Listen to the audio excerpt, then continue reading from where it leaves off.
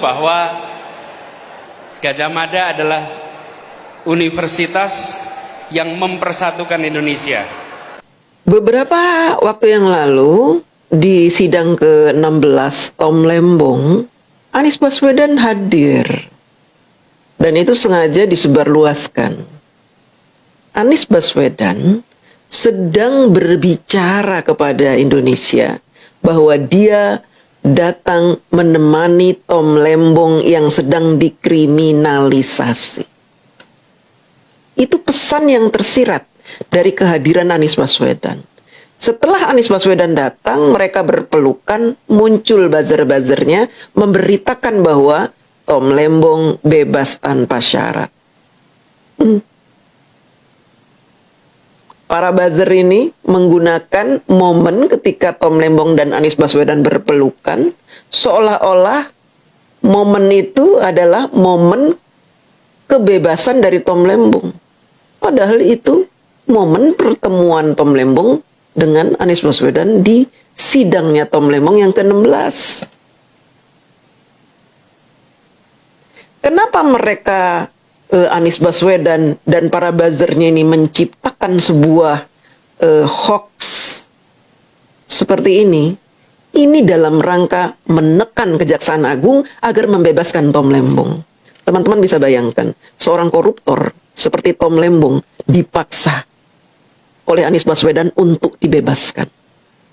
Anies Baswedan menganggap bahwa dirinya masih punya suara untuk membebaskan rekan kerjanya, sesama orang sakit hati, sesama pecatan menteri.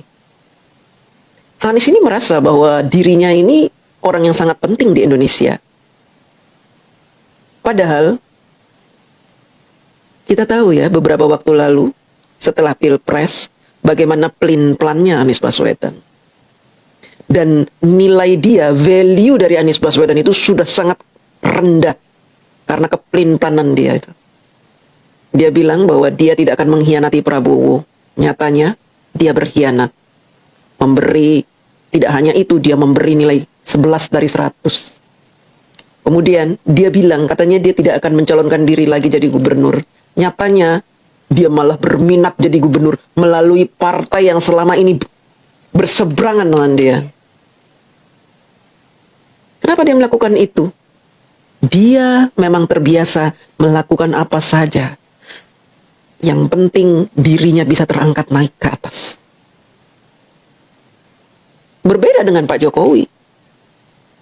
Pak Jokowi, effortnya untuk menjadi wali kota tidak banyak. Effortnya untuk menjadi gubernur biasa-biasa saja.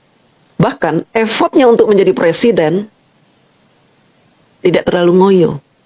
Tiba-tiba datang sekelompok orang membantu dia naik ke atas. Jadi Pak Jokowi itu setengah terbang naik ke atas itu. Ringan dia naik ke atas. Dari wali kota Solo terus. Kenapa dia begitu gampang mencapai puncak? Kenapa? Kok ada orang-orang yang membantu dia naik ke atas itu? Kenapa?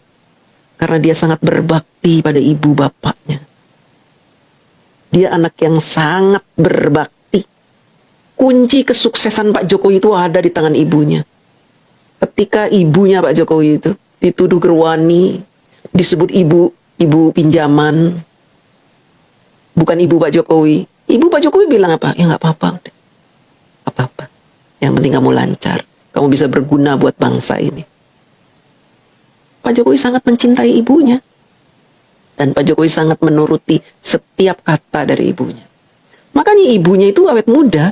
Dan orang-orang banyak yang tidak menyangka jika ibu Pak Jokowi itu usianya lumayan sepuh kala itu ya, sebelum beliau berpulang. Dianggapnya, masa sih mukanya kayak muda bener sama Pak Jokowi, kayak beda cuma 10 tahun. Memang 10 tahun udah punya anak ibunya.